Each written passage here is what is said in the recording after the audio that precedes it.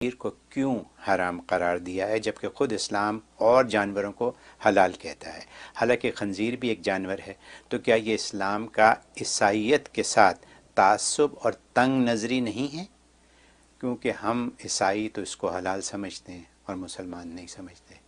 اچھا اچھا، بڑا سوچ کے نقطہ لایا خنزیر کے حوالے سے۔ نہیں، یہ اصل میں اس کی غلط فہمی ہے کہ ہم ان سے عیسائیت سے تعصب کرتے ہیں۔ جی، اسلام عیسائیت سے تعصب نہیں کرتا بلکہ تحبب کرتا ہے، یعنی محبت کرتا ہے۔ اسلام کا بھی عیسائیت سے جو ہے تعصب کرتا، محبت کرتا ہے، اور یہ تو قرآن کریم میں اللہ نے صاف فرما دیا کہ تحبونہم، اے مسلمانوں تم تو عیسائیوں سے، یہودیوں سے محبت کرتے ہو، ولا یحبونکم، وہ تم سے محبت نہیں کرتے۔ وہ تؤمنون بالکتاب کلی، محبت کی دلیل کیا ہے؟ تم ان کی ساری کتابوں پر ایمان لاتے ہو، وہ تمہاری کتاب پر ایمان نہیں لاتے۔ تم تو رات کو بھی حق مانتے ہو، انجیل کو بھی حق مانتے ہو، زبور کو حق مانتے ہو، ساری آسمانی کتابوں کو حق مانتے ہو، لیکن وہ تمہارے قرآن کو حق نہیں مانتے۔ تو تعصب تو تم کر رہے ہو، ہم تو تحبب کرتے ہیں، محبت کرتے ہیں، اور یہ تو قرآن کی نص ہے کہ مسلمانوں تم تو محبت کرتے ہو، یہ تم سے محبت نہیں کرتے۔ تم ان کی کتابیں مانتے ہو اور جو ہے وہ تمہاری کتاب نہیں مانتے، اور ہم تو تمہاری کتاب مان کر ہی خنزیر کو حرام کر رہے ہیں۔ بھائی قرآن نے تمہاری کتاب، دیکھو پہلے تمہاری کتاب آئی نا، تورات آئی، انجیل آئی، اس میں بھی خنزیر حرام تھا۔ قرآن وہی آگے پیغام لے کے چل رہا، اس نے بھی خنزیر کو حرام کیا ہے۔ تو یا تو آپ ثابت کریں کہ آپ کی عیسائیت وہ خنزیر کو حلال کرتی ہے، آپ کی انجیل میں حلال ہے یا تورات میں، آپ ثابت کریں، کیونکہ عیسائیت کے اندر تو خنزیر خود حرام ہے، کسی آسمانی دین کے اندر خنزیر حلال نہیں ہے۔ یہ تو پرانا چلا رہا معاملہ۔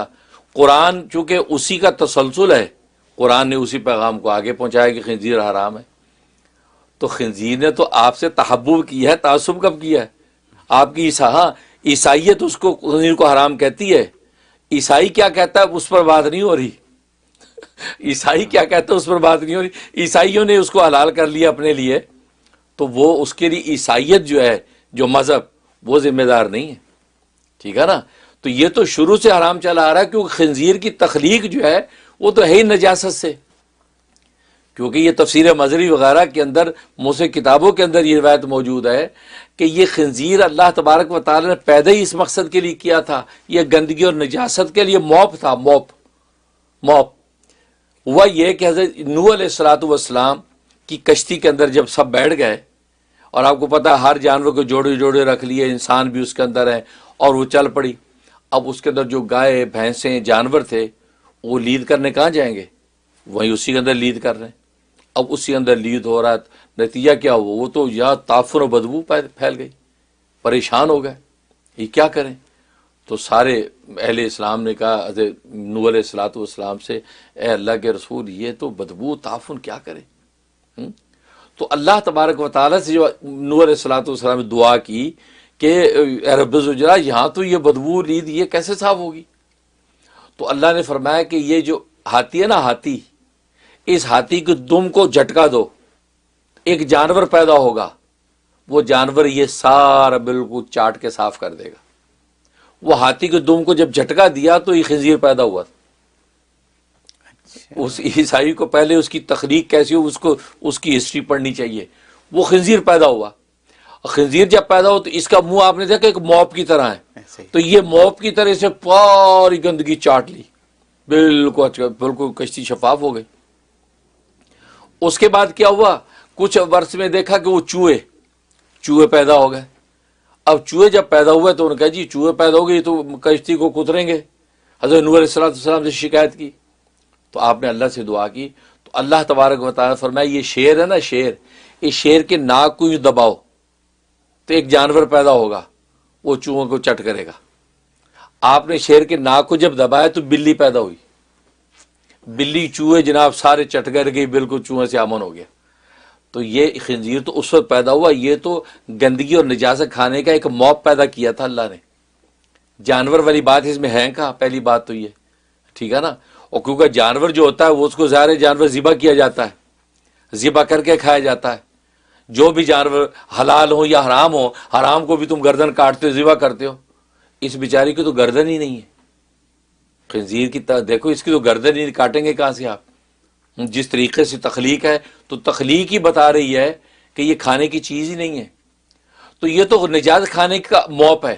اور مزے کی بات یہ اس کی فطری طور پر خنزیر میں نجاست کھانا بڑا مرغوب غذا ہے اس کی، اور بلکہ خود انسان کی نجاست کھانا سب سے زیادہ پسندیدہ ہے اس کے یہاں، سب سے زیادہ لذیذ غذا اس کے نزدیک انسان کا فضلہ بول و براز ہے خنزیر کے۔ یہ بات تو پرانے اطباء نے لکھی ہے، تو یہ اس کی ہے۔ اب بتائیے، اور مزے کی بات یہ ہے کہ انسان کی یہ بلکہ مسلمہ قاعدہ ہے کہ انسان کی جسمانی تخلیق اور اخلاقی تربیت کے اندر اور اسباب میں سے سب سے بڑا سبب غذا ہے۔ غذا کس قسم کی آپ کھا رہے ہیں اس کے اثرات آپ کی باڈی پر بھی پڑتے ہیں اور آپ کے اخلاق پر بھی پڑتے ہیں، یہ بات ساری دنیا مانتی ہے۔ اب بطور غذا کے جب آپ کھاتے ہیں اس کا اثر پڑتا ہے۔ اب یہ گندگی جب نجاست کھاتا ہے یا انسانی فضلہ جو اس کی مرغوب غذا وہ کھاتا ہے، تو اس کی پوری جسمانیت کی نشو و نما آپ انسان کے فضلے سے ہوئی نا۔ تو آپ خنزیر کھانے کا مطلب آپ انسان اپنا فضلہ خود کھا رہا ہے، انسان اپنی نجاست خود کھا رہا ہے۔ تو یہ کون عقل مند آدمی ہے، کون سلیم و طبع ہے وہ اپنے نجاست خود کھائے؟ بھلے وہ موڈیفائڈ ہو کر ایک دوسری شکل میں آ رہی ہے لیکن ہے تو نجاست۔ کیوں کہ میں نے بتایا نا، غذا کا اثر انسان کی جسمانیت اور روحانیت دونوں پر پڑتا ہے، اور یہ بات سب مانتے ہیں۔ بلکہ اسلام سے پہلے یونان کے جو طبیب تھے، یونانی طبیبوں نے یہ بات لکھی کہ خنزیر کا گوشت کھانے سے دو اخلاقی مرض سب سے زیادہ پیدا ہوتے ہیں۔ ایک انسان کے اندر حیا کم ہونے لگ جاتی ہے، حیا، اور دوسرا انسان میں دیوسیت پیدا ہو جاتی ہے۔ دیوسیت کا مطلب یہ ہے کہ آپ مطلب انسانوں میں دیوس کا مطلب آپ کی بیوی کے ساتھ کچھ آپ کے سامنے فلرٹ کر رہا ہے، اس کے ساتھ ایسی ناجائز ناشیستہ حرکتیں کر رہا ہے اور آپ کو کوئی کیئر ہی نہیں، آپ کہتے ہیں اوکے، یہ بندہ دیوس ہے، مطلب اس کو کوئی غیرت ہی نہیں آ رہی اپنی بیوی کی اس حرکت پر ہے۔ تو نبی نے فرمایا لا يدخل الجنت دیوس، دیوس بندہ جنت میں داخل نہیں ہوگا۔ جس کو اپنی بیوی کے کسی نامحرم کے ساتھ تھوڑی ریلیشن پر غیرت اور غصہ نہ آئے، یہ دیوس ہے اور یہ جنت میں داخل نہیں ہوگا۔ یہ واحد جانور ہے کہ یہ کوئی جانور ایسا نہیں کہ جو اپنی مادہ کے ساتھ جو ہے جو عمل کرے اور باری باری سارے مل کے ایک مادہ کے ساتھ کو استعمال کرے، سوائے خنزیر کے۔ خنزیر واحد دیوس ہے کہ ایک مادہ پر کئی خنزیر لائن لگا کے اس کے ساتھ جفتی کرتے ہیں۔ یہ تو ساری آن دا ریکارڈ چیزیں ہیں۔ تو یہ دیوسیت سب سے زیادہ، تو اس کے کھانے والے بندے میں دیوسیت کا اثر ظاہر ہوتا ہے۔ یہ تو یونان کے طبیبوں نے لکھی، اسلام سے پہلے کی بات ہے کہ ایک اس کے کھانے سے حیا کم ہو جاتی ہے، لہٰذا اس کے کھانے والوں میں آج دنیا میں دیکھو بے حیائی فاشی زیادہ، اور دوسرا دیوسیت پیدا ہو جاتی ہے، ان کی مادہ کے ساتھ کوئی کچھ بھی کرتا پھرے ہیں، آپ کو بتاؤ وہ کیئر ہی نہیں ہوتی، اوکے فریڈم ہے، اس کا دل ہے، کوئی بات اس سے گھومنے جا رہی ہے تو جائے، یہ حرکات ہے نا آج مغربی دنیا میں، یہ اس کے کھانے کا اثر ہے۔ تو جس جانور میں اس قسم کی چیزیں ہوں وہ کھائے تو اللہ کا آسمانی دین تو اس کو گوارا نہیں کرتا۔ تبھی میں نے بتایا کہ تمام آسمانی دینوں کے اندر اس کو حرام قرار دیا۔ یہ اکیلے اسلام کی بات نہیں، اسلام تو سارے سچے دینوں کا آگے تسلسل ہے۔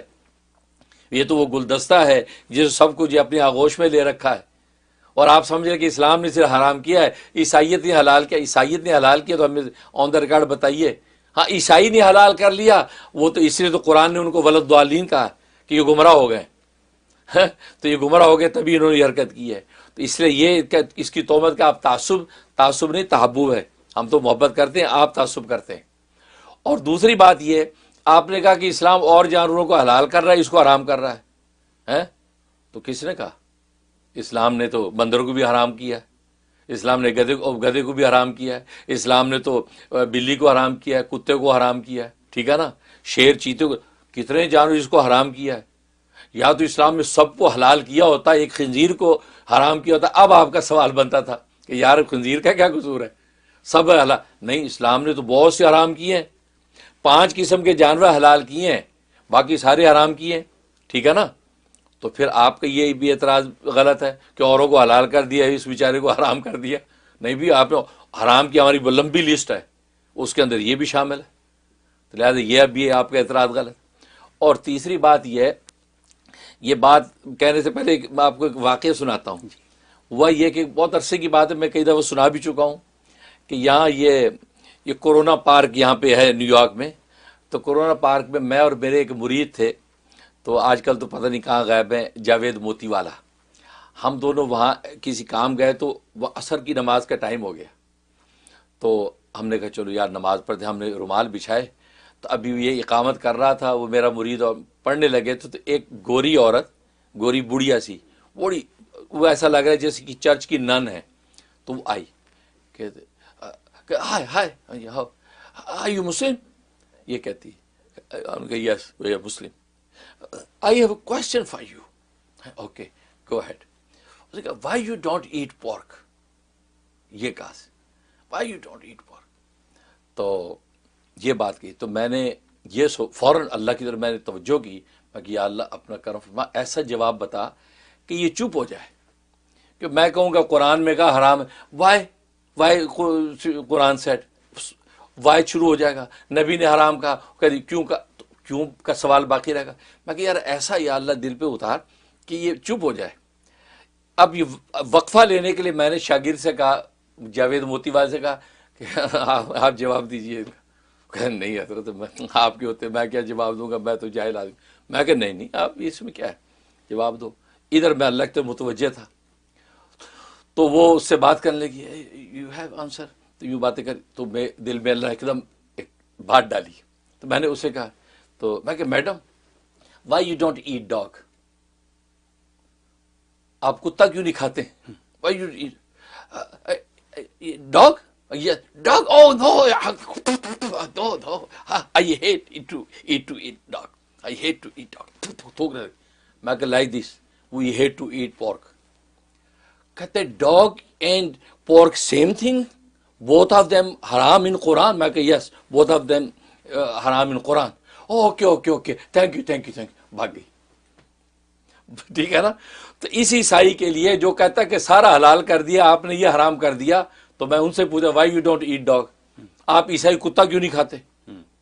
بلکہ آپ چینیوں کے اوپر چڑھے رہتے ہیں، یہ چائنیز دیکھو ہمارے کتے کھا جاتے ہیں. کتا تو ہمارا بڑا کیوٹ ہوتا ہے تو وہ اس کو کوٹتے ہیں، کوٹ کے کھاتے ہیں. تو یہ آپ کو چینیوں پر اعتراض ہے.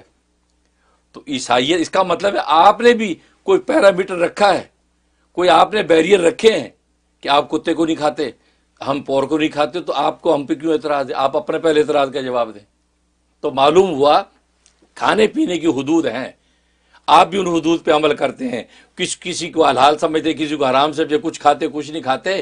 اس کا مطلب ہے کہ فطرت نے یعنی قدرت نے یہ فیصلے کر رکھے ہیں، ان فیصلوں پہ آپ کو چلنا ہی پڑتا ہے. اب رہا کہ وہ فیصلے قدرت نے کس بیس پہ کیے ہیں، وہ ظاہر ان جانوروں کو میں بتایا غذا سب سے زیادہ اثر غذا کا، بلکہ غذا تو کیا دوا کا پڑتا ہے. دیکھو آپ ایک بندہ بہت غصہ اتنا اینگری رہتا ہے ہر وقت، ایسی دوائیں آ گئی اس کو دوا کھلا دو ہنستے رہتا ہے، کام ڈاؤن رہتا ہے. کہ جس کو دوا تھوڑی سی کھلا دو کام ڈاؤن رہے گا. یہ بھائی یہ جو کھایا آپ نے یہ کون سی تبدیلی آ گئی؟ اس کے اخلاق غصے والے وہ حسن اخلاق میں بدل جاتے ہیں، ہے نا. تو یعنی دوائیں تک اثر کرتی ہیں، غذائیں اثر کیسے نہیں کریں گی؟ آپ گرم غذائیں کھاتے تو آپ کی طبیعت میں حدت ہے، ٹھنڈی غذائیں کھاتے آپ ہوئی. اور غذا کے اندر جو اب یہ سبزی کھانے والا اس کا اپنے ایک اخلاقیات ہیں، گوشت کھانے والا اس کے اپنے ایک اخلاقیات ہیں. تو خوراک کا سب سے زیادہ اثر طبیعت پہ پڑتا ہے. تو اس لیے شریعت اسلامیہ نہیں چاہتی کہ کوئی ایسا جانور کھلا دے انسان کو جو انسان انسانی اوصاف سے اتر کے شیطانی اوصاف کے اندر داخل ہو جائے. اور یہ سارے شیطانی اوصاف ہیں، دیوس ہو جانا ہے، اور اسی طریقے سے نجاست گندگی کو پسند کرنا، نجاست گندگی کو مرغوب سمجھنا ہے، یہ سارے شیطانی اخلاق ہیں. تو انسان بنا کر اللہ کو ایسی چیز کھلائے کہ شیطانی اخلاق پیدا ہوں، تو یہ تو سوائے ظلم کے کچھ نہیں ہو سکتا. اور اللہ ظالم نہیں ہے، اللہ ظالم نہیں. انسان بنایا ہے تو وہ یہ چاہے گا انسان سے اوپر کی پرواز کرے، یعنی ترقی کرے، اپ گریڈ ہو، یعنی ملائکہ اور فرشتوں سے بلند ہو. یہ نہیں چاہے گا اللہ میاں کہ شیطان سے بھی بدتر ہو جائے اور خنزیر کھا کے اور اس کے اخلاق دنی ہو جائے. اس لیے اسلام نے یہ خنزیر کھانے سے منع کر دیا. ٹھیک ہے نا. تو اس وجہ سے اسلام نے، اور پھر آج کی جو میڈیکل سائنس نے بھی پروو کر دیا کہ خنزیر کے گوشت کے اندر ایک اس قسم کا پوائزن ہوتا ہے کہ جو انسان کی صحت کے لیے اور انسان کے اس کے لیے نقصان دہ ہے. اور وہ آپ دیکھتے ہیں کہ خنزیر کا جو گوشت ہے اس کے اندر چربی اس انداز سے اس کے اندر چربی ہوتی ہے کہ جو ظاہر ہے کہ انسان کو ہارٹ کا مریض ہی بناتی ہے، کولیسٹرول اس کے بڑھاتی ہے۔ تو آج کی میڈیکل سائنس بھی کوئی اس کو اتنا، اس کے گوشت کو کوئی اتنا نفیس اور اعلیٰ نہیں کہتی، تو پھر آپ کیسے اعتراض کر سکتے ہیں کہ اسلام نے حرام کر دیا؟ ٹھیک ہے نا۔ تو باقی یہ کہنا کہ جی پہلے زمانے میں گندگیاں کھاتے تھے اور آج تو خنزیر ماشاءاللہ ہائیجینک فارموں میں پالے جاتے ہیں جی ہیں، تو بات یہ نہیں ہے، بات اس کی اصل نیچر اور فطرت پر ہے، کیونکہ حقیقت پر حکم لگتا ہے، حقیقت اس کی وہی ہے۔ باقی آپ دیکھو پہلے زمانے میں شراب مٹکوں کے اندر بنا کے سڑے ہوئے کنویں کے اندر ڈالتے تھے، حرام تھی۔ اب آپ کہیں نہیں جی آج تو بڑی کیمیکل سٹائل میں بڑی شفاف شراب بنتی ہے جی، لہذا اس کو حلال ہونا چاہیے۔ تو یہ اس طریقے سے تو آپ سارے دین کو بگاڑ دیں گے، بلکہ خود دنیا کا سارا نظام بگڑ جائے گا۔ ٹھیک ہے نا۔ اس وقت گدھے کو سواری کہتے تھے، تو آپ کہیں نہیں آج جو ہے وہ مرزیز جی کو سواری آپ کہیں، تو سواری دونوں ہیں، کیونکہ حقیقت سواری کے دونوں میں موجود۔ تو بالکل اسی طریقے سے خنزیر کے اندر جو حقیقت ہے اس کی زہریلی وہ ساری کی ساری موجود ہے۔ آج بھلے آپ ظاہری طور پہ کچھ بھی کھلائیں اس کے اندر وہ ساری چیزیں موجود ہے، اس لیے دین اسلام نے خنزیر کو حرام قرار دیا، بلکہ نجس العین قرار دیا ہے۔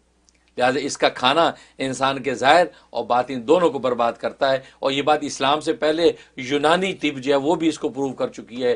لہٰذا ان کا یہ کہنا جو ہے بالکل جو ہے وہ لا علمی پر مبنی ہے۔ لہٰذا یہ جو ہے جو صاحب ہیں ناصر مکرون صاحب جو ہے ان کو چاہیے کہ ٹھنڈے دل سے سوچیں، ان کو سمجھ میں آ جائے گا کہ عیسائیت نے بھی اس کو حرام ہی کیا ہے، عیسائیت حلال نہیں کیا، اور اسلام اسی تسلسل کو آگے لے کے چل رہا ہے، لہٰذا ان کو ایکسیپٹ کرنا چاہیے۔ بہت خوب حضرت۔